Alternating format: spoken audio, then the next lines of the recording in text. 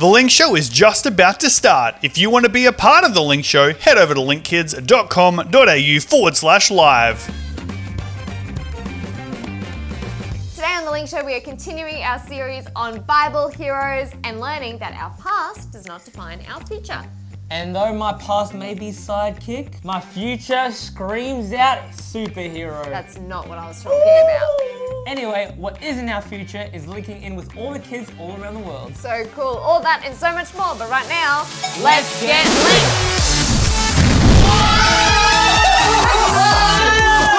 If you listen,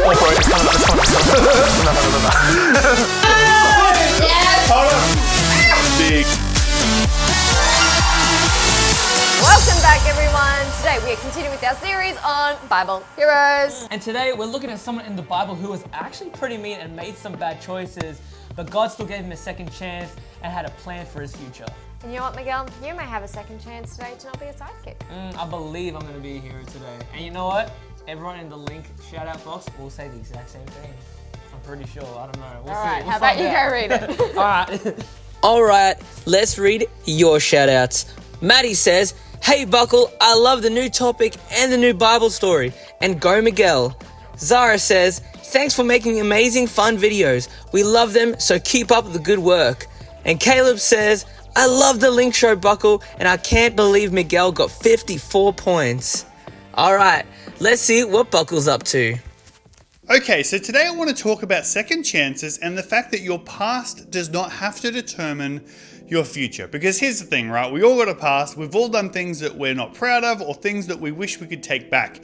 I even remember when I was younger, I used to have dreams about being able to go back in time and changing some of the mistakes that I made. Some of the things that maybe weren't necessarily the wrong thing to do, but just things that I felt super embarrassed about. Maybe it was about when I was playing soccer with my team and I made a silly mistake that cost us the game. The whole team lost the game because of a mistake I made. Maybe I was in an argument with a friend and I said something mean that hurt their feelings, and I wish that I could take those words back. Maybe it was a time that I did the wrong thing. I actually did what I wasn't meant to do. A time when my teachers told me not to do something or my parents told me not to do something, but I chose to do it anyway, and it turned out that I should have been listening to what they said. You see, we all have times in our lives when we make mistakes. And for me, the worst mistakes or the worst times are when I legitimately thought that I was doing the right thing, and it turned out what I thought was the right thing was actually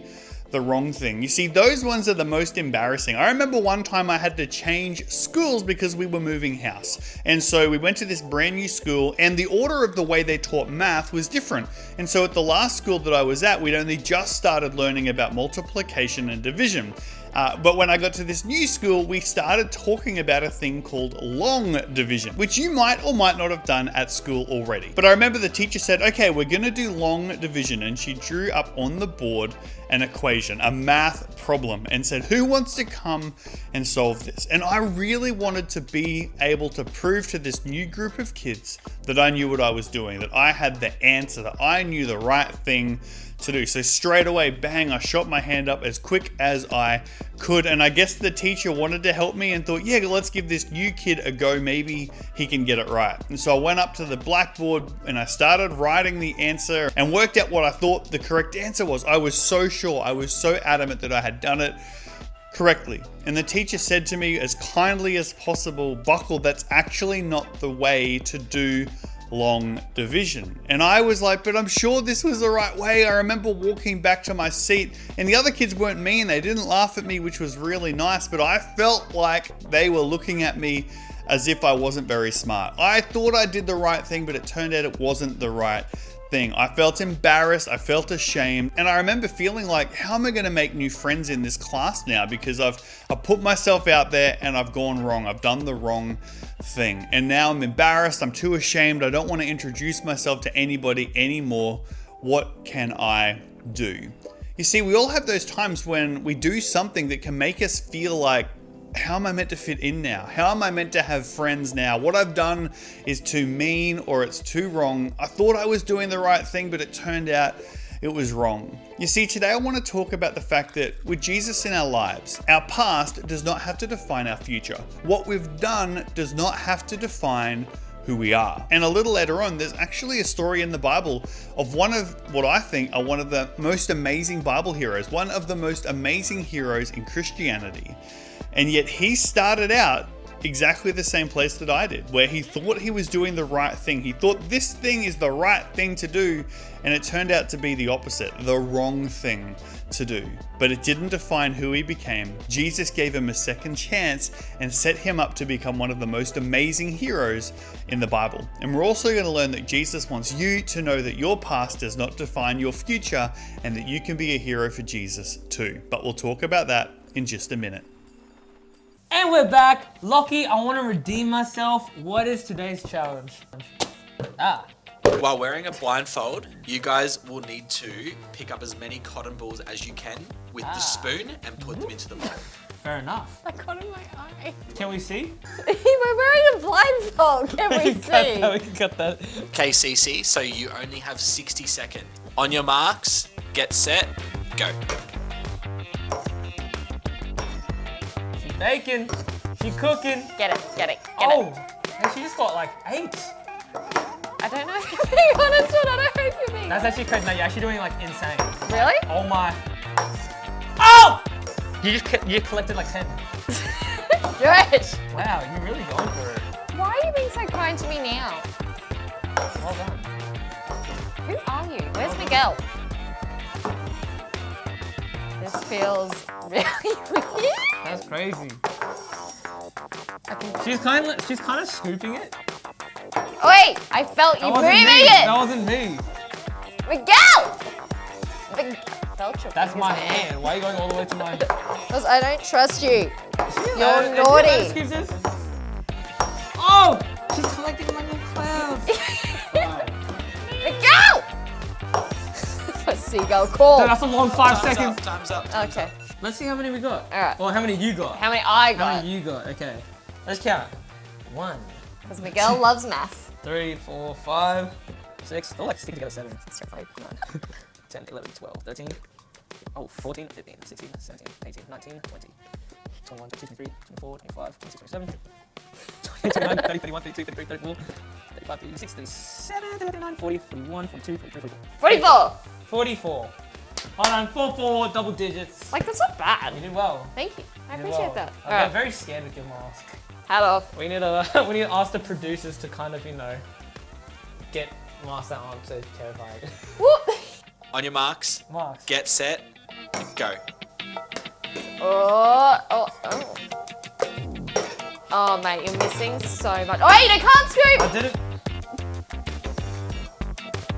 Nah, you're missing. You get that off the table. Dude. Off the table. You- I did not put it on the table to scoop in.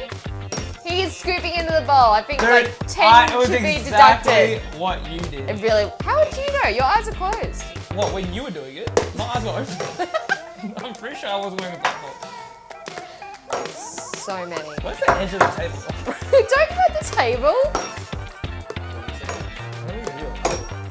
Dude, stop scooping. Where's all the fluff? Okay.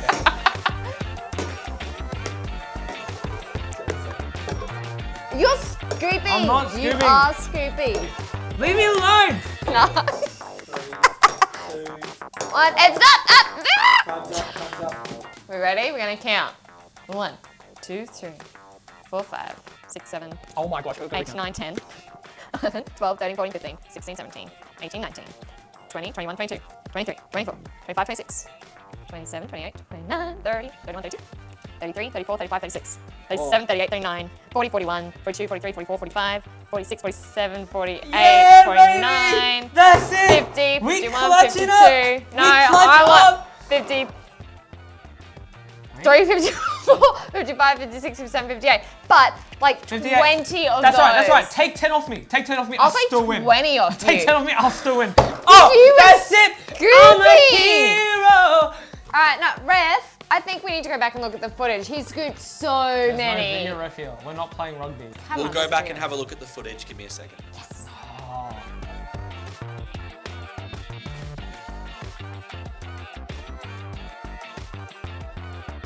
We had a look at the footage, and Miguel scooped way too many off the table. So CC is the That's winner. actually not real. That's actually not Captain's Challenge. Nah, Captain's that challenge. was the captain's challenge. Captain's the captain challenge. is the hero, and it's time for our Dude, Bible how much story. are you paying the ref? It's time for our Bible story.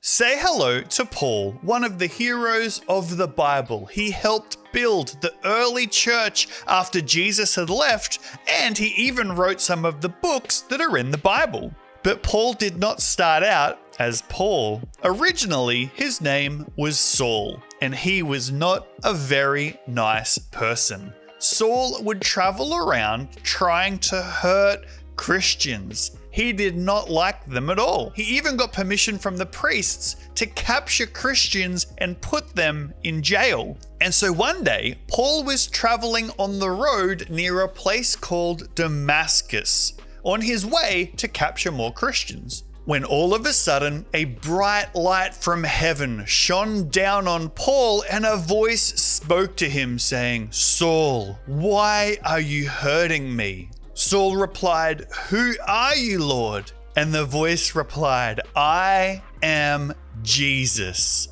I want you to go into the city and wait there. Someone will tell you what to do." When Saul stood up, he realized that he couldn't see anything. He was blind. And so the men traveling with Saul helped him into the city where he waited, just as Jesus said.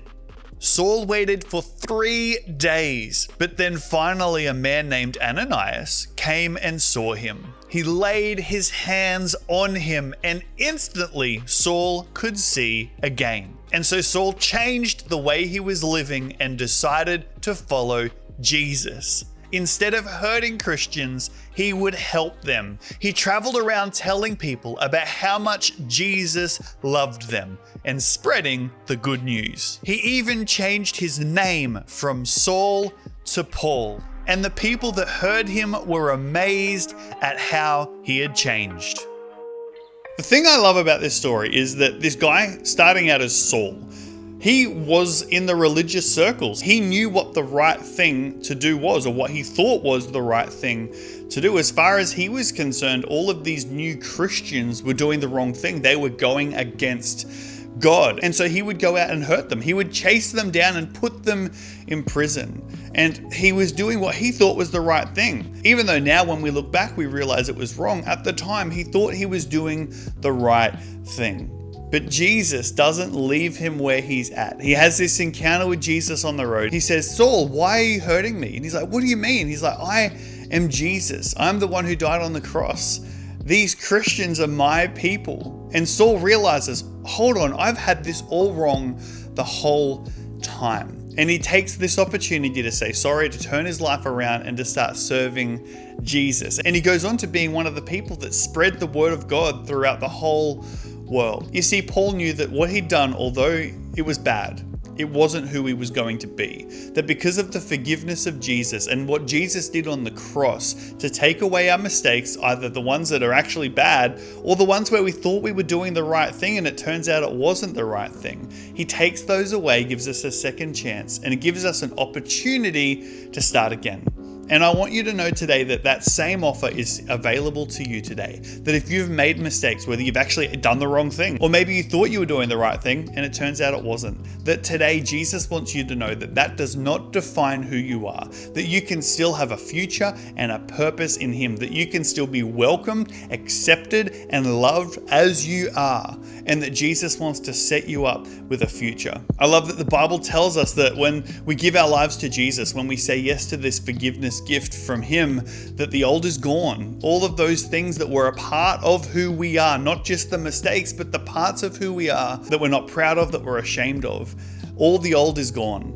God makes us a new creation, a fresh start, a clean slate. And so these are the two things I want us to remember. One, if that's you today and you're like, Buckle, I want a fresh start. All you need to do is ask Jesus and He will give it to you. And two, once you have that fresh start, what are you going to do with it? Are you going to choose to live your life living the way that Jesus wants you to, and living your life in such a way that you can become a hero for Jesus too? Well, today we we learned that it doesn't matter how many mistakes you make, that God will always give us a second chance. It's a great lesson to learn, isn't it, Miguel? It Like is. when you scoop things into a bowl.